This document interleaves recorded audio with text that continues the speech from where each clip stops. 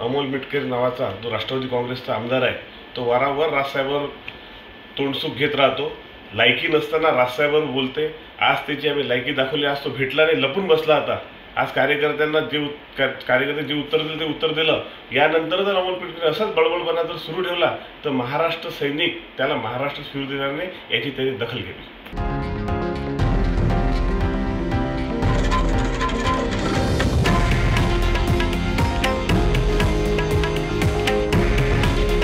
हे आहे देशातील नंबर 1 न्यूज नेटवर्क आणि आपण पाहत आहात TV9 मराठी. काळजी तुमची, हित महाराष्ट्राचं.